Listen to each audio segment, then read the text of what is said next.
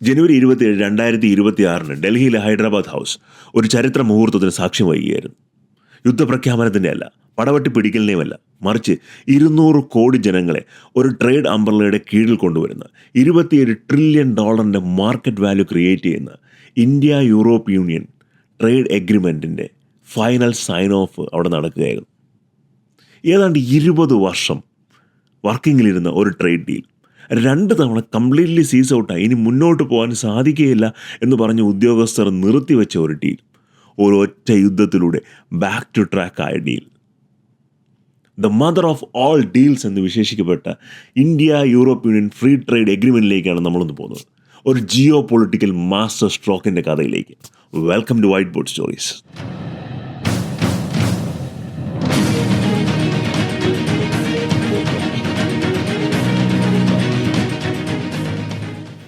എല്ലാ കഥയ്ക്കും ഉള്ളതുപോലെ ചരിത്രപരമായ ഒരു പശ്ചാത്തലം ഈ India Europe union trade എഗ്രിമെൻറ്റിനുമുണ്ട്.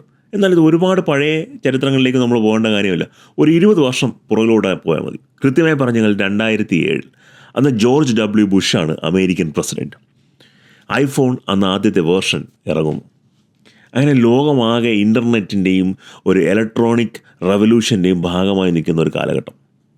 India Europe union ഒരു ട്രേഡ് ഡീലിന് വേണ്ടിയിട്ട് അന്നത്തെ സർക്കാർ ശ്രമിക്കുന്നു. അവർ നെഗോഷിയേഷൻ സ്റ്റാർട്ട് ചെയ്യുന്നു. പക്ഷേ എങ്ങും എത്താതെ നെഗോഷിയേഷൻസ് കംപ്ലീറ്റ്ലി ബ്ലോക്കായി പോകുന്നു. കൃത്യം പറഞ്ഞാൽ 2013 ഇതിന് മുന്നോട്ട് പോകാൻ സാധിക്കുകയില്ല, ഈ ട്രേഡ് ഡീൽ ഡ്രോപ്പ് ചെയ്യുന്നു എന്ന് വരെ ബ്യൂറോക്രാറ്റ്സ് തീരുമാനിക്കുകയുണ്ടായി. കാര്യം അതിഭയങ്കരമായ ഡിഫറൻസ് ഇൻ ഒപ്പീനിയൻ ആയിരുന്നു യൂറോപ്യൻ യൂണിയൻ്റെ ലീഡേഴ്സും ഇന്ത്യയുടെ ലീഡേഴ്സും തമ്മിലന്നുണ്ടായിരുന്നത്. ഇൻ്റലക്ച്വൽ പ്രോപ്പർട്ടി റൈറ്റ്സ്, പിന്നെ ഫ്രീ ട്രേഡ് എഗ്രിമെൻറ്റ്, താരിഫ്, അങ്ങനെ പല മേഖലകളിലും ഇവർക്ക് തർക്ക വിഷയമായിരുന്നു. 2 എൻറ്റിറ്റീസും 2 ഡിറക്ഷനിലേക്കാണ് പോകുന്നത്. നമുക്കൊരു ഫ്രീ ട്രേഡ് എഗ്രിമെൻറ്റ് ഉണ്ടാക്കാൻ സാധിക്കുകയില്ല എന്ന് രണ്ടുപേരും ഉറച്ചു വിശ്വസിച്ചു. ഇതിന് ഈ 2007 തുടങ്ങി 2010 ഒരു തവണ ബ്ലോക്കായതാണ്. വീണ്ടും 2013 കംപ്ലീറ്റ്ലി ബ്ലോക്കായി ഡ്രോപ്പ് ചെയ്യുന്നു. 2014 ഇന്ത്യയിൽ മോഡി സർക്കാർ വരുന്നു. അവരും ഇത് കാര്യമായിട്ടൊന്നും എടുക്കുന്നില്ല. ഒരു അറ്റംപ്റ്റുകളൊക്കെ നടത്തുന്നുണ്ടെങ്കിലും ഒരു അഡ്ജസ്റ്റ്മെൻറ്റിലൊക്കെ പോകുന്നു എന്നുള്ളതല്ലാതെ വിചാരിച്ച സക്സസ് കിട്ടുന്നില്ല. എന്നാൽ കഥ മാറിയത് ഫെബ്രുവരി 24, 2022 അന്ന് സംഭവിച്ചത് റഷ്യ ഉക്രൈനെ ആക്രമിക്കുന്നു. യൂറോപ്പ് ഒരിക്കലും പ്രതീക്ഷിക്കാത്ത ഒരു സംഭവമായിരുന്നു അത്. യൂറോപ്പ് പ്രതീക്ഷിച്ചത് റഷ്യ ഒന്ന് വിരട്ടൽ കാണിച്ചങ്ങ് മടങ്ങിപ്പോകുമെന്നാണ്. എന്നാൽ അതല്ല ഉണ്ടായത്. അന്ന് തുടങ്ങിയ യുദ്ധം 3-4 വർഷത്തിനും അപ്പുറം ഇന്നും തുടർന്നുകൊണ്ടേയിരിക്കുന്നു. എന്നാൽ അന്ന് യൂറോപ്പിന് മനസ്സിലായി തങ്ങളുടെ ഡിപ്പെൻഡൻസി ഓട്ടോക്രാറ്റിക് ഗവൺമെൻറ്റുകളുടെ പുറത്താണ്. എനർജിക്ക് വേണ്ടി ഡിപ്പെൻഡ് ചെയ്യുന്നത് റഷ്യയെ, മാനുഫാക്ചറിങ്ങിന് വേണ്ടി ഡിപ്പെൻഡ് ചെയ്യുന്നത് ചൈനയെ. ഇത്തരം ഒരു ഡിപ്പെൻഡൻസി യൂറോപ്യൻ യൂണിയൻ്റെ എക്സിസ്റ്റൻസിന് പോലും ഫ്യൂച്ചറിൽ പ്രോബ്ലമായി നയിക്കാമെന്ന് അവർ മനസ്സിലാക്കുന്നു. അത്തരമൊരു സിറ്റുവേഷൻ ഉണ്ടാകാതിരിക്കാനായിട്ട് യൂറോപ്യൻ യൂണിയൻ്റെ ലീഡേഴ്സ് കൊണ്ടുവന്നൊരു തോട്ട് പ്രോസസ്സായിരുന്നു ഡെമോക്രാറ്റിക് ആയിട്ടുള്ള രാജ്യങ്ങളുമായി വ്യാപാര കരാറുകൾ ഉണ്ടാക്കുക എന്നുള്ളത്. അവർ ചുറ്റും നോക്കിയപ്പോൾ സ്വാഭാവികമായും ഏറ്റവും വലിയ ഡെമോക്രസിയായി നിൽക്കുന്ന ഭാരതമാണ് അവരുടെ മുന്നിൽ വന്നത്. മുൻപ് നമ്മൾ അറ്റംപ്റ്റ് ചെയ്ത ഒരു ട്രേഡ് ഡീലുമുണ്ട്. ട്രേഡ് ഡീലിലുള്ള നെഗോഷിയേഷൻസ് വീണ്ടും സ്റ്റാർട്ട് ചെയ്യുന്നു. ജൂൺ 17, 2022 ട്രേഡ് ഡീലിൻ്റെ ഫസ്റ്റ് ഫോർമാറ്റ് റെഡിയാവും. അതായത് ഒരിക്കലും മുന്നോട്ട് പോകില്ല എന്ന് നമ്മൾ വിചാരിച്ച, ഇനി ഇത് നടക്കില്ല എന്ന് നമ്മൾ വിചാരിച്ച ട്രേഡ് ഡീൽ 2022 ജൂൺ മാസമായപ്പോൾ ബാക്ക് ടു ട്രാക്കായി മാറിയിരിക്കുന്നു. 2022 തുടങ്ങിയ ട്രേഡ് നെഗോഷിയേഷൻസ് ഒരു സ്ലോ പേസിൽ അങ്ങനെ പോയിക്കൊണ്ടിരിക്കുന്നു. ഒരു പ്രോഗ്രസ് നമ്മൾ ഉണ്ടാക്കുന്നുണ്ട്, എന്നാലും ലാർജ് സ്കെയിലുള്ള ഇമ്മീഡിയറ്റ് പ്രോഗ്രസ്സുകളൊന്നും തന്നെ ഉണ്ടാകുന്നില്ല. അങ്ങനെ ഇരിക്കെ 2025 ഡൊണാൾഡ് ട്രംപ് അമേരിക്കൻ പ്രസിഡൻ്റായി ചുമതലയേൽക്കുന്നു. വീണ്ടും ട്രിഗർ കോസ് അല്ലെങ്കിൽ കാറ്റലിസ്റ്റ്. ട്രംപ് അധികാരത്തിൽ വന്ന ഉടനെ തന്നെ ട്രംപിൻ്റെ main agenda make America great again എന്നുള്ളതായിരുന്നു. അതിനായി അദ്ദേഹം ഉപയോഗിച്ചത് താരിഫുകളായിരുന്നു. മറ്റു രാജ്യങ്ങൾക്ക് മേൽ, അമേരിക്കയുമായി വ്യാപാരത്തിൽ ഏർപ്പെടുന്ന മറ്റു രാജ്യങ്ങൾക്ക് മേൽ താരിഫ് ചുമത്തുക എന്നുള്ള ഒരു അപ്രോച്ചാണ് അദ്ദേഹം സെലക്ട് ചെയ്തത്. അദ്ദേഹം എല്ലാ രാജ്യങ്ങളുടെ മേലും താരിഫ് ചുമത്തുകയുണ്ടായി. ഇന്ത്യക്ക് മേലും 50% താരിഫ് ചുമത്തുകയുണ്ടായി. റഷ്യൻ ഓയിൽ വാങ്ങുന്നു എന്നുള്ള പേര് പറഞ്ഞിട്ട് യൂറോപ്യൻ യൂണിയനിലെ പല രാജ്യങ്ങൾക്കും മേൽ താരിഫ് ചുമത്തും എന്ന് അദ്ദേഹം പറയുകയുണ്ടായി. പ്രത്യേകിച്ചും ഈ അടുത്തായി ഗ്രീൻലൻഡിൻ്റെ അക്വസിഷനുമായി ബന്ധപ്പെട്ട്. അപ്പോൾ ഇതെല്ലാം യൂറോപ്യൻ യൂണിയന് വളരെയധികം അങ്കലാപ്പുണ്ടാക്കുന്ന ഒരു സിറ്റുവേഷനായിരുന്നു. കാര്യം തങ്ങൾ എക്കാലവും തങ്ങളുടെ കൂടെ നിൽക്കും എന്ന് കരുതിയ അമേരിക്ക തങ്ങളുടെ മേൽ താരിഫ് ഏർപ്പെടുത്തുന്ന അല്ലെങ്കിൽ തങ്ങൾക്ക് ഫ്രീ ട്രേഡ് തരാത്ത ഒരു സാഹചര്യത്തിലേക്ക് പോകുന്നു. തങ്ങളുടെ എനർജി ഡിപ്പെൻഡൻസി, തങ്ങളെ തന്നെ ആക്രമിക്കുന്ന റഷ്യയുടെ മേൽ മാനുഫാക്ചറിങ് കേപ്പബിലിറ്റി എല്ലാം ചൈനയ്ക്ക് സ്വന്തം. അപ്പോൾ ഒരു എക്സിസ്റ്റൻസ് ക്രൈസിസ് നേരിടുന്ന ഒരു എൻറ്റിറ്റിയായി യൂറോപ്യൻ യൂണിയൻ മാറുന്നു. ഇത് ഇന്ത്യയുമായി നടത്തിക്കൊണ്ടിരുന്ന ട്രേഡ് ഡീലിൻ്റെ വേഗത കൂട്ടുന്നു. എത്രയും പെട്ടെന്ന് നമ്മളൊരു ട്രേഡ് ഡീലിലേക്ക് എത്തുക എന്നുള്ള സിറ്റുവേഷനിലേക്ക് യൂറോപ്യൻ യൂണിയൻ വരുന്നു. ഇന്ത്യക്കും സമാനമായ സിറ്റുവേഷൻ തന്നെയാണ്. അമേരിക്ക ഇന്ത്യയുടെ മേൽ 50% തീരുവ ചുമത്തുന്നു. ഈ തീരുവ ചുമത്തുമ്പോൾ ഇന്ത്യയിലുള്ള ടെക്സ്റ്റൈൽ മേഖലയുടെ വലിയൊരു മാർക്കറ്റ് അമേരിക്കയാണ്. ഈ സാധനങ്ങളെല്ലാം അമേരിക്കയിലേക്ക് വരണമെന്നുണ്ടെങ്കിൽ 50% താരിഫ് കൊടുക്കുകയും വേണം. അപ്പോൾ ഇന്ത്യൻ കമ്പനീസിനും ഒരു പുതിയ മാർക്കറ്റ് കണ്ടെത്തുക എന്നുള്ളത് വളരെ പ്രധാനപ്പെട്ട ഒരു കാര്യമായി, വളരെ ഒരു ആസന്നമായി വന്നുകൊണ്ടിരിക്കുന്ന, അല്ലെങ്കിൽ ഒരു ടൈം ലൈനിനുള്ളിൽ ചെയ്യണം എന്ന് ഉള്ള ഒരു വിഷയമായി മാറി. അങ്ങനെ ഇത്തരം കാരണങ്ങളെല്ലാം കൊണ്ട് തന്നെ യൂറോപ്യൻ യൂണിയനും ഇന്ത്യയും അലൈസായി മാറുന്ന ഒരു സിറ്റുവേഷൻ ഉണ്ടായി. 2025 ആയപ്പോൾ നെഗോഷിയേഷൻ ഓൾമോസ്റ്റ് ഫൈനലൈസ്ഡ് ആയി. ഈ നെഗോഷിയേഷൻ, അതായത് ട്രേഡ് എഗ്രിമെൻറ്റിലെ നെഗോഷിയേഷനിൽ 24 ചാപ്റ്ററുകളാണ് ഉണ്ടായിരുന്നത്. അതായത് നമ്മൾ പല കാര്യങ്ങളെ പറ്റിയും ചാപ്റ്ററുകളായിട്ട് ഡിവൈഡ് ചെയ്താണ് ഈ നെഗോഷിയേഷൻസ് നടന്നത്. ഇൻ്റലക്ച്വൽ പ്രോപ്പർട്ടീസ്, താരിഫ്, ഓരോ ഇൻഡസ്ട്രീസ്, അങ്ങനെ പല പല ചാപ്റ്ററായിട്ട് 20 ചാപ്റ്ററുകളും ഈ ഒക്ടോബർ 2025 ഫൈനലൈസ് ചെയ്തു. യൂറോപ്യൻ യൂണിയനിൻ്റെ ഒഫീഷ്യൽസും ഇന്ത്യൻ ഒഫീഷ്യൽസും തമ്മിൽ എഗ്രിമെൻറ്റിലെത്തി. 4 ചാപ്റ്റേഴ്സ് റിമൈനിങ് ആയിരുന്നു. ഈ 4 ചാപ്റ്റേഴ്സിൻ്റെ ഫൈനൽ ഡീറ്റെയിൽസ് 27-ാം തീയതി ഈ ഡീൽ സൈൻ ചെയ്യുന്നതിനും മണിക്കൂറുകൾക്ക് മുൻപ് പോലും ഓഫീസേഴ്സ് പണിയെടുത്ത് ഫൈനലൈസ് ചെയ്യുകയായിരുന്നു. അന്ന് അതിനും മാത്രമുള്ളൊരു എഫേർട്ട് ഈ കാര്യത്തിൽ വന്നിട്ടുണ്ട് എന്നാലോചിക്കുക. എത്രമാത്രം സ്പീഡിൽ ഒരു ട്രേഡ് ഡീലൊക്കെ സാധാരണ 3 വർഷം കൊണ്ട് ഡെഡ് ഫോർമാറ്റിൽ നിന്നും പൊക്കിയെടുത്ത് അത് എക്സിക്യൂട്ട് ചെയ്ത് ഫൈനലൈസ് ചെയ്യുക എന്ന് പറഞ്ഞു കഴിഞ്ഞാൽ it is near to impossible thing ആണ്. പ്രത്യേകിച്ചും 2 വലിയ എൻറ്റിറ്റീസ് തമ്മിൽ, ഇന്ത്യ പോലൊരു വലിയ രാജ്യവും യൂറോപ്യൻ യൂണിയൻ പോലെ പല രാജ്യങ്ങൾ ചേർന്ന ഒരു എൻറ്റിറ്റിയും തമ്മിൽ എങ്ങനെയാണ് ഈ ട്രേഡ് നമ്മൾ ഇമ്പാക്റ്റ് ചെയ്യുക എന്ന് നോക്കാം. നിലവിൽ ഇന്ത്യ യൂറോപ്യൻ യൂണിയൻ ട്രേഡ് ഏതാണ്ട് 120 ബില്യൺ യൂറോയാണ്. ഇത് സർവീസസിന് പുറമെയാണ്. സർവീസസും കൂടെ ചേർത്താൽ ഇത് ഏതാണ്ട് 180 ബില്യൺ യൂറോയാണ്. അടുത്ത 5 വർഷത്തിനുള്ളിൽ ഇത് ഏതാണ്ട് 350 ബില്യൺ യൂറോയ്ക്ക് മേളിൽ പോകുമെന്നാണ് കണക്കുകൾ പറയുന്നത്. അപ്പോൾ അത്രമാത്രം സ്കോപ്പ് ഈ ട്രേഡിലുണ്ട്. ഇനി ട്രേഡ് ഈ എൻറ്റിറ്റീസിനെ, ഇന്ത്യയുടെയും യൂറോപ്യൻ യൂണിയൻ്റെയും GDPക്ക് എന്തുമാത്രം കോൺട്രിബ്യൂഷൻ ഉണ്ടാക്കുന്നു നോക്കാം.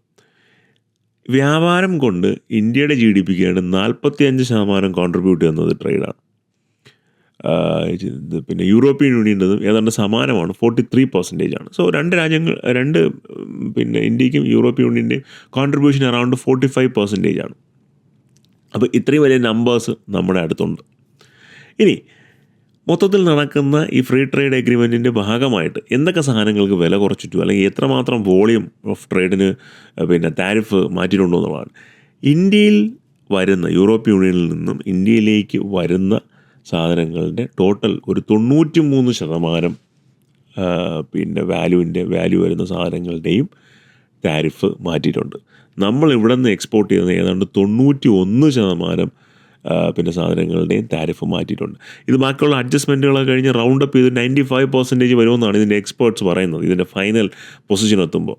സോ ചില ക്രിട്ടിക്കൽ സെഗ്മെൻറ്റ്സ് ഒഴിച്ചു നിർത്തി, നമ്മുടെ കാർഷിക മേഖല, ഡയറി പോലുള്ള സെഗ്മെൻറ്റ്സ് ഒഴിച്ചു നിർത്തി കഴിഞ്ഞാൽ ബാക്കിയുള്ള എല്ലാ മേഖലകളും ഒരു ഫ്രീ ട്രേഡ് എഗ്രിമെൻറ്റിൻ്റെ ഭാഗമായി വരുന്ന രീതിയിലാണ് ഇത് സെറ്റ് ചെയ്തിരിക്കുന്നത്. എന്നാൽ പല വാർത്താ മാധ്യമങ്ങളും പറയാതെ പോയ ഒരു കാര്യമുണ്ട്. ദ മോസ്റ്റ് ഇമ്പോർട്ടൻറ്റ് തിങ് എന്ന് പറഞ്ഞു കഴിഞ്ഞാൽ, ഈ ഫ്രീ ട്രേഡ് എഗ്രിമെൻറ്റിൻ്റെ ഭാഗമായിട്ട് യൂറോപ്യൻ യൂണിയനും ഇന്ത്യയും ഒരു സെക്യൂരിറ്റി ഡിഫൻസ് എഗ്രിമെൻറ്റിലും കൂടെ സൈൻ ചെയ്തിട്ടുണ്ട്. ഇതിൻ്റെ വാല്യൂ എന്താണെന്ന് നോക്കിക്കഴിഞ്ഞാൽ, റഷ്യ യുക്രൈൻ യുദ്ധം കഴിഞ്ഞപ്പോൾ യൂറോപ്പിനൊരു കാര്യം മനസ്സിലായി. തങ്ങളുടെ കപ്പാസിറ്റി, അതായത് ആർമർ കപ്പാസിറ്റി അമേരിക്കയെ ഡിപ്പെൻഡ് ചെയ്താണ് ഇരിക്കുന്നത്. തങ്ങൾക്കുള്ള ആയുധങ്ങളെല്ലാം ഉണ്ടാക്കി തരുന്നത് അമേരിക്കയാണ്. എന്നാൽ അമേരിക്ക പറയുന്നതിനനുസരിച്ച് ആയുധം വാങ്ങിയില്ല എന്നുണ്ടെങ്കിൽ അവർ നമുക്ക് മേൽ താരിഫ് ഏർപ്പെടുത്തും. കാര്യം ട്രംപ് വന്ന് നാറ്റോയിൽ പറഞ്ഞത് GDPയിൽ 5% എല്ലാ രാജ്യങ്ങളും ഡിഫൻസ് സ്പെൻഡിങ് ഉയർത്തണമെന്നാണ്. സോ ആവശ്യമില്ലെങ്കിലും ആവശ്യമുണ്ടെങ്കിലും അമേരിക്ക പറയുന്ന ലെവലിൽ സാധനം വാങ്ങിയാൽ മാത്രമേ അമേരിക്കയുടെ സപ്പോർട്ട് കിട്ടുള്ളൂ. അപ്പോൾ അങ്ങനെ അവർ തുടങ്ങിയ ഒരു ഇനിഷ്യേറ്റീവാണ് റീ ആം യൂറോപ്പ് ഇനിഷ്യേറ്റീവ്. ഏതാണ്ട് 800 ബില്യൺ യൂറോയാണ് ഇതിൻ്റെ മൊത്തം ഫണ്ടിങ് അലോക്കേഷൻ വന്നിരിക്കുന്നത്. ഇത് പല പല കമ്പനീസും ചേർന്ന് യൂറോപ്പിൽ തന്നെ യൂറോപ്പിന് ആവശ്യമായ ആയുധങ്ങൾ നിർമ്മിക്കുക എന്നുള്ളതാണ് ഇതിൻ്റെ ഒരു രത്ന ചുരുക്കം. ഈ പ്രോജക്റ്റിലേക്ക് ഇന്ത്യക്ക് എൻട്രി കിട്ടിയിരിക്കുകയാണ്, ഇന്ത്യൻ കമ്പനീസിന് എൻട്രി കിട്ടിയിരിക്കുകയാണ്. സെക്യൂരിറ്റി ഡിഫൻസ് പാർട്ണർഷിപ്പ് ഡീലിൻ്റെ ഭാഗമായിട്ട് ഇന്ത്യൻ കമ്പനീസിന് ഈ റീ ആം യൂറോപ്പ് എന്ന് പറയുന്ന പ്രോജക്റ്റ് അല്ലെങ്കിൽ ആ ഇനിഷ്യേറ്റീവിലേക്ക് പങ്കെടുക്കാനായിട്ടുള്ള ഓപ്ഷൻ കിട്ടിയിരിക്കുകയാണ്. എന്തുമാത്രം ബിഗാണ് എന്നാലോചിക്കുക. ഇനി അവിടെ തീരുന്നില്ല. ഞാൻ പറഞ്ഞില്ലേ, വാർത്താമാധ്യമങ്ങൾ പറയാത്ത കാര്യങ്ങൾ ഇതിനകത്തുണ്ട്. 6th ജെൻ ഫൈറ്റർ ജെറ്റ്സ് നിലവിൽ ഡെവലപ്പ് ചെയ്യുന്നത് 3 പ്ലാറ്റ്ഫോമുകളിലാണ്. ഒന്ന് നഗാഡ്, അത് US-ൻ്റെ ആണ്. പിന്നെ ഒന്ന് GCAP, പിന്നെ ഒന്ന് FCAS. ഈ FCAS-ഉം GCAP-ഉം കംപ്ലീറ്റ്ലി യൂറോപ്പ് ബേസ്ഡ് ഓപ്പറേഷൻസാണ്. FCAS-ലേക്കും GCAP-ലേക്കും ഇന്ത്യക്ക് ഒഫീഷ്യലി ക്ഷണം കിട്ടിയിട്ടുണ്ട്. ലൈക്ക് ഇതിലുള്ള രാജ്യങ്ങൾ ഇന്ത്യ എത്രയും പെട്ടെന്ന് നമ്മുടെ അടുത്ത് ഒന്ന് ജോയിൻ ചെയ്തത് നല്ലതാണ് എന്ന് പറഞ്ഞിട്ടുണ്ട്. സോ വലിയ രീതിയിലുള്ള ഡിഫൻസ് സഹകരണമാണ് നമ്മുടെ ഈ ഡീലിലൂടെ ഓപ്പൺ ആയിരിക്കുന്നത്. അത് നമുക്ക് ഈ 6th ജെൻ ഫൈറ്റേഴ്സ് പ്രോഗ്രാമിൽ ഇന്ത്യ ഉറപ്പായിട്ടും മെമ്പറാകും എന്ന് തന്നെയാണ് ഞാൻ വിശ്വസിക്കുന്നത്. ബിക്കോസ് നമ്മുടെ ആംക എന്ന് പറയുന്ന 5th ജെൻ ഫൈറ്റർ പ്രോജക്റ്റ് എന്ന് പുൾ ഓഫ് ചെയ്യും എന്ന് നമുക്ക് അറിയില്ല. ആക്ച്വൽ കൊമേഴ്ഷ്യൽ പ്രൊഡക്ഷൻ സ്കെയിലിൽ നമുക്ക് വിമാനങ്ങൾ ഉണ്ടാക്കും എന്ന് നമുക്ക് അറിയില്ല. അവിടെ നമുക്ക് കുറച്ച് പ്രോബ്ലംസ് ആണ്. അതിൻ്റെ ഡീറ്റെയിൽസിലേക്ക് ഞാൻ പോകുന്നില്ല, ബിക്കോസ് അതൊരു ഡിഫറെൻറ്റ് ടോപ്പിക്കായി പോകും. പക്ഷേ full possibility that we will join one of the European initiatives for 6th gen fighter jets plus 800 billion for rearm Europe. Indian കമ്പനീസിന് കിട്ടിയിരിക്കുന്ന ചാകരയാണ്, ലിറ്ററലി ചാകരയാണ്. ഇതിൻ്റെ എല്ലാം മാനുഫാക്ചറിങ് ഇമ്പാക്റ്റ് നമ്മുടെ രാജ്യത്തുണ്ടാവും. ഒരുപാട് മാനുഫാക്ചറിങ് ഇമ്പാക്റ്റ് ഉണ്ടാവും പല സ്ഥലങ്ങളിലും. പല വാർത്താ മാധ്യമങ്ങളും ഇതങ്ങനെ പറഞ്ഞ് ഞാൻ കണ്ടില്ല. ഈ ട്രേഡ് ഡീലുമായി പറയുമ്പോഴും പലരും പറഞ്ഞത് ലെതറിൻ്റെ വില കുറയും, ആൽക്കഹോളിൻ്റെ വില കുറയും, പിന്നെ യൂറോപ്പിൽ നിന്ന് കൊണ്ടുവരുന്ന ആൽക്കഹോളിൽ എന്തോ 150% ഇപ്പോഴത്തെ പിന്നെ റെൻ്റ്, അത് താരിഫ് അത് കുറയും എന്നൊക്കെ. അതിൻ്റെ ഡീറ്റെയിൽസൊക്കെ നമുക്ക് പോകാം. പക്ഷേ the real deal is this: Indian companies യൂറോപ്പിലുള്ള വെപ്പൺ സിസ്റ്റത്തിൻ്റെ മാനുഫാക്ചറിങ്ങിലേക്ക് ഇൻവോൾവ് ആവുന്നു. അതിൻ്റെ എഫക്റ്റ് നമുക്ക് കിട്ടുന്നു. ഓൺ ടോപ്പ് ഓഫ് ദാറ്റ് അവിടുത്തെ 6th ജെൻ ഫൈറ്റർ പ്രോഗ്രാമിലുള്ള നമ്മുടെ എൻട്രി കൂടെ സ്മൂത്ത് ആക്കുന്ന രീതിയിലുള്ള ഒരു പിന്നെ ഈ എഗ്രിമെൻറ്റിൽ അതൊന്നും സ്പെസിഫൈ ചെയ്തിട്ടില്ലെങ്കിൽ കൂടിയും സ്മൂത്ത് ആക്കുന്ന രീതിയിലുള്ള കാര്യങ്ങളിലേക്കാണ് ഈ എഗ്രിമെൻറ്റും മുന്നോട്ട് കൊണ്ടുപോകുന്നത്. ഓൺ ടോപ്പ് ഓഫ് എവറിത്തിങ് ഇങ്ങനെ നമ്മുടെ കമ്പനീസ് ഇത്തരം പ്രോജക്റ്റുകളിലൊക്കെ ഇൻവോൾവ് ആകുമ്പോൾ അവർക്ക് കിട്ടുന്ന എക്സ്പീരിയൻസ് വെച്ചിട്ട് നമ്മുടെ രാജ്യത്തുള്ള വെപ്പൺ സിസ്റ്റം ബിൽഡിങ്ങുകളും ഒപ്റ്റിമൈസ് ചെയ്യപ്പെടും. സോ ഒരു ഭയങ്കര ഹോളിസ്റ്റിക് ആയിട്ടുള്ള ഒരു ഡെവലപ്മെൻറ്റാണ്, അല്ലെങ്കിൽ ഒരു ഇമ്പാക്റ്റാണ് നമ്മുടെ എക്കണോമിയിൽ ഈ ഫ്രീ ട്രേഡ് കൊണ്ടുവരാൻ പോകുന്നത്. ഇനിയുമുണ്ട് ഡീറ്റെയിൽസ്, കഴിഞ്ഞിട്ടില്ല, പറയാനുള്ള കാര്യങ്ങൾ ഇനിയും കിടക്കുവാണ്. ഓട്ടോമൊബൈൽ ഇൻഡസ്ട്രി ഇന്ത്യയിലെ GDP-യിലെ ഏതാണ്ട് 7% കോൺട്രിബ്യൂട്ട് ചെയ്യുന്ന ഇൻഡസ്ട്രിയാണ്. നമ്മൾ ഓട്ടോമൊബൈൽ ഇൻഡസ്ട്രി വളരെ പ്രൊട്ടക്റ്റഡ് ആയിട്ടാണ് കീപ്പ് ചെയ്യുന്നത്. വെളിയിൽ നിന്ന് ഏതെങ്കിലും കാറുകളും മറ്റോ കൊണ്ടുവന്നു കഴിഞ്ഞാൽ ഏതാണ്ട് 100% മുകളിൽ താരിഫ് നമ്മൾ കൊടുക്കണം. എന്നാൽ മാത്രമേ വിദേശ നിർമ്മിത കാറുകൾ ഇന്ത്യയിലേക്ക് കൊണ്ടുവരാനായിട്ട് സാധിക്കുകയുള്ളൂ. എന്നാൽ ഈ യൂറോപ്യൻ യൂണിയനുമായിട്ടുള്ള ഫ്രീ ട്രേഡ് FTA-യിലൂടെ ആ 110% എന്നുള്ളത് 10% കുറച്ചിരിക്കുകയാണ്. കുറച്ച് കണ്ടീഷൻസൊക്കെ ഉണ്ട് അവിടെ. അതായത് ഒരു വർഷം 2.5 ലക്ഷം കാറുകളോ മറ്റോ മാത്രമേ കൊണ്ടുവരാൻ സാധിക്കുകയുള്ളൂ.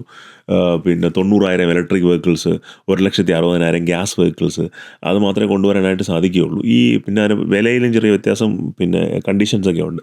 പക്ഷേ യൂറോപ്പിൽ നിന്നും കാറുകൾക്ക് താരിഫ് കുറഞ്ഞ് ഇന്ത്യയിലേക്ക് വരാൻ സാധിക്കും. ഇതെങ്ങനെ ഇന്ത്യൻ മാർക്കറ്റിനെ ഹെൽപ്പ് ചെയ്യും?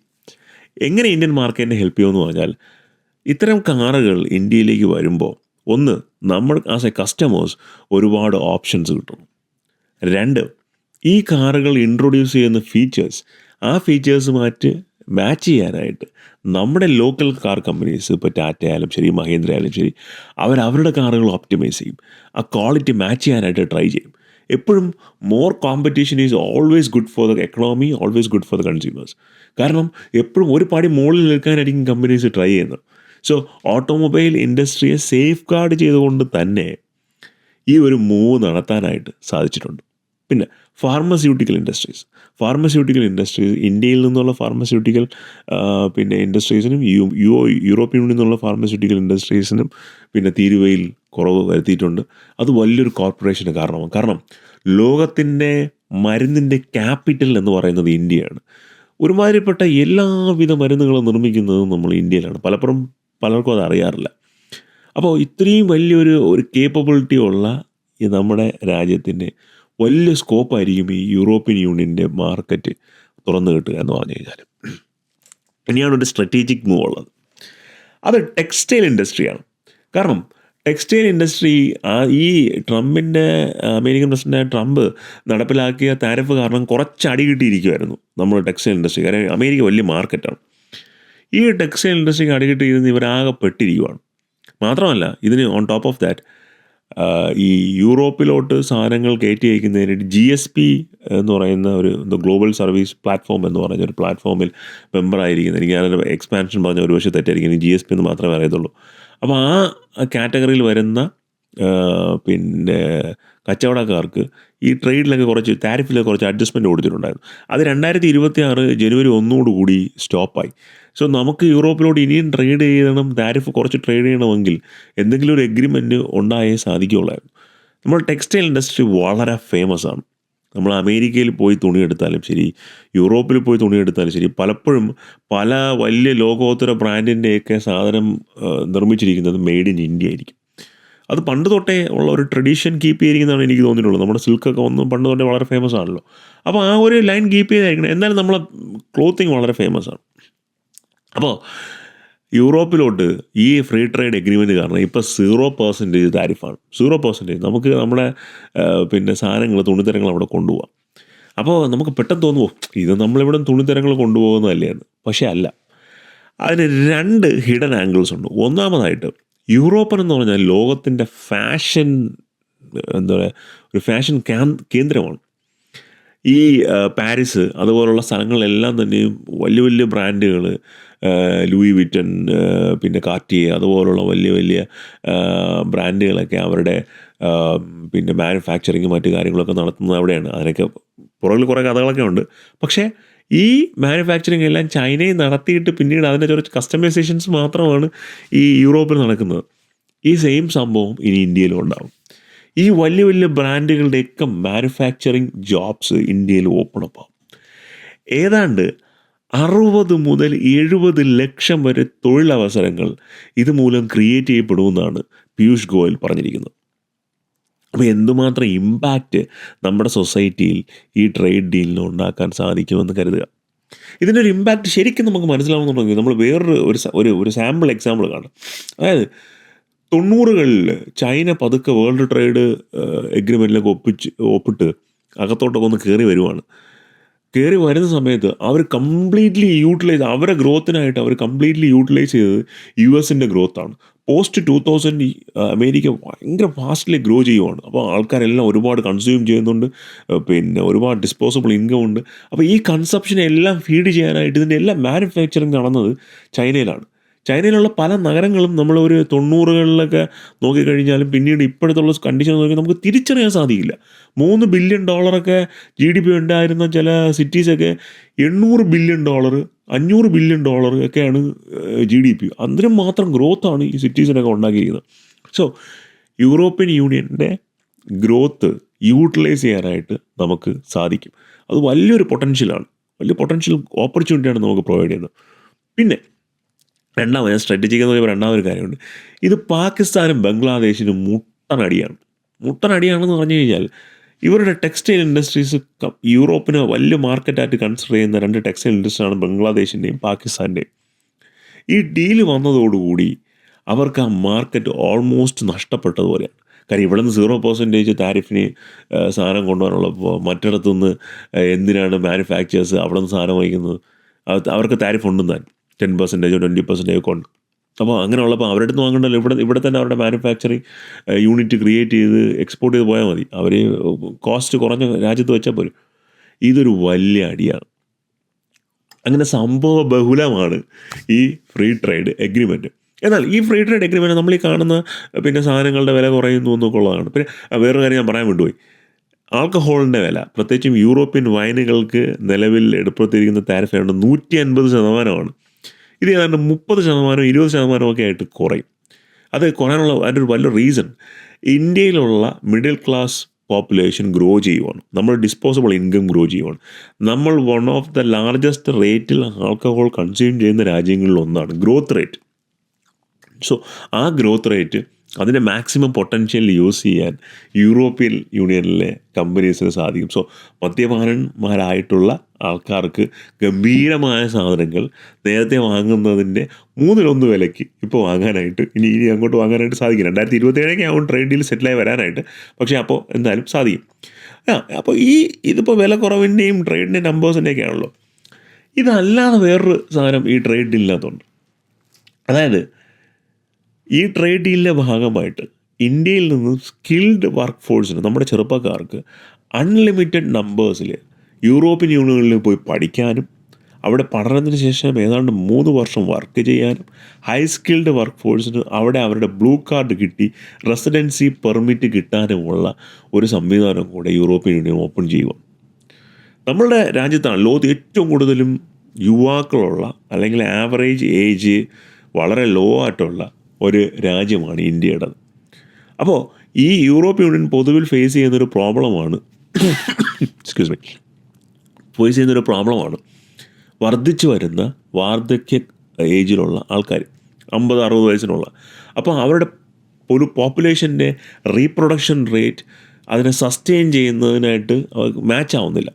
ലൈക്ക് 1.4 സംതിങ് ആണ് ഈ ഇപ്പം 2 മക്കൾ, അതായത് ഈ പോപ്പുലേഷൻ അതുപോലെ തന്നെ മെയിൻറ്റെയിൻ ചെയ്യണമെന്നുണ്ടെങ്കിൽ അറ്റ്ലീസ്റ്റ് 1.4 എന്നുള്ള കണക്കാണ്. ഇപ്പോൾ 0.4 നമുക്ക് കേൾക്കുമ്പം ഓക്കോർഡായിട്ട് തോന്നുന്നുണ്ടെങ്കിലും 2 കുട്ടികളെങ്കിലും വേണമെന്നുള്ളതാണ്. അപ്പോൾ അവിടുത്തെ പോപ്പുലേഷൻ സസ്റ്റൈനബിളി മാനേജ് ചെയ്യാനായിട്ട് സാധിക്കുന്നില്ല.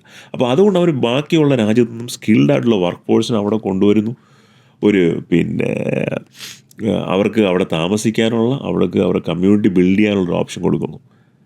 ഇത്തരത്തിലുള്ള സംവിധാനം ചെയ്യുന്ന ഏഷ്യയിലെ തന്നെ യൂറോപ്യൻ യൂണിയനുമായി ഇത്തരത്തിലുള്ള ഡീലുള്ള ഏഷ്യയിലെ തന്നെ 3ാമത്തെ രാജ്യമാണ് ഇന്ത്യ. മുമ്പുള്ള ജപ്പാനും സൗത്ത് കൊറിയയുമാണ്. അങ്ങനെ എല്ലാ തരത്തിലും ഈ ഫ്രീ ട്രേഡ് എഗ്രിമെൻറ്റ് വലിയ ഇമ്പാക്റ്റാണ് ഇന്ത്യൻ കമ്മ്യൂണിറ്റിയിൽ വരുന്ന ഒരു നെക്സ്റ്റ് 10 ഇയേഴ്സിൽ ഉണ്ടാക്കാനായിട്ട് പോകുന്നത്. ഈ ഫ്രീ ട്രേഡ് എഗ്രിമെൻറ്റ് ഫൈനലൈസ് ചെയ്യുന്നതിനായിട്ട് ഒരു വർഷം കൂടെ എടുക്കും. കുറച്ച് ലീഗൽ പ്രൊസീഡിങ്സും അപ്രൂവൽസും കാര്യങ്ങളും ഒക്കെ ഉള്ളത്. പക്ഷേ ഒരു കംപ്ലീറ്റ്ലി ചേഞ്ച് ചെയ്യുന്ന ഒരു ലാൻഡ്സ്കേപ്പിൽ ഉള്ള ഏറ്റവും വലിയ റെസ്പോൺസാണ് ഈ ട്രേഡ് ഡീൽ എന്ന് പറഞ്ഞു കഴിഞ്ഞാൽ. അത് ലീ ഷാറ്റ്ലിയർ എന്ന് പറയുന്ന ഒരു ശാസ്ത്രജ്ഞൻ്റെ ലീ ഷാറ്റ്ലിയർ പ്രിൻസിപ്പിളുണ്ട്. തെർമോഡൈനാമിക്സ് പ്രിൻസിപ്പിളാണ്. When a system is in equilibrium and when there is an external interference to system, the system will adjust itself so that the equilibrium can be maintained. ഞാൻ പറഞ്ഞത് നിങ്ങൾക്ക് മനസ്സിലായി കാണുമെന്ന് കരുതുന്നു. കാര്യം ഒരു വേൾഡ് ട്രേഡ് എന്ന് വെച്ചാൽ ഒരു എക്വിലിബ്രിയമാണ്. ആ എക്വിലിബ്രിയത്തിൽ എക്സ്റ്റേണൽ ഇൻ്റർഫറൻസ് വരികയോ അതിനെ ഷേക്കപ്പ് ആവുകയോ ശ്രമിച്ചു കഴിഞ്ഞാൽ system will adjust itself so that the equilibrium can be maintain.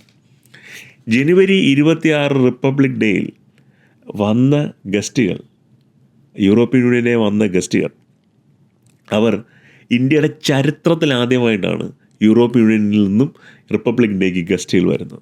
So നമ്മൾ കൊടുത്ത political statement is more louder than anyone. ഒരു കംപ്ലീറ്റ് ജിയോ പൊളിറ്റിക്കൽ മാസ്റ്റർ സ്ട്രോക്കാണ് ഈ ഡീൽ.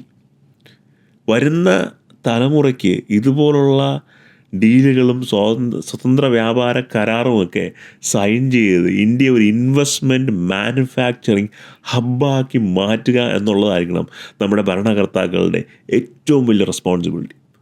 ഹോപ്പ്ഫുള്ളി ഈ ഗവൺമെൻറ് അത് ചെയ്യുന്നുണ്ട്. ഇനി വരുന്ന ഗവൺമെൻറ്റുകളും അത് ചെയ്യണം. കാരണം പൊട്ടൻഷ്യൽ ഈസ് ഹൈ. നമ്മുടെ യങ് ഏജ് പോപ്പുലേഷൻ, നമ്മുടെ റേറ്റ് ഓഫ് അഡാപ്റ്റബിലിറ്റി, നമ്മുടെ റേറ്റ് ഓഫ് ലേണിംഗ് സ്കിൽസ്, ഇതെല്ലാം നമുക്ക് വളരെ പോസിറ്റീവായ കാര്യങ്ങളാണ്. വരുന്ന നൂറ്റാണ്ട് ഇന്ത്യയുടേതാകും എന്നുള്ളതിന് യാതൊരു സംശയവുമില്ല. എന്തായാലും ഈ ഫ്രീ ട്രേഡ് എഗ്രിമെൻറ്റിനെ കുറിച്ചുള്ള കഥകളും വിശദാംശങ്ങളും എല്ലാം നിങ്ങൾക്ക് ഇഷ്ടപ്പെട്ടു എന്ന് കരുതുന്നു. ഇഷ്ടപ്പെട്ടുണ്ടെങ്കിൽ വീഡിയോ ലൈക്ക് ചെയ്യുക, ഷെയർ ചെയ്യുക, സബ്സ്ക്രൈബ് ചെയ്യുക. മറ്റൊരു വീഡിയോ ആയിരിക്കും. ബൈ.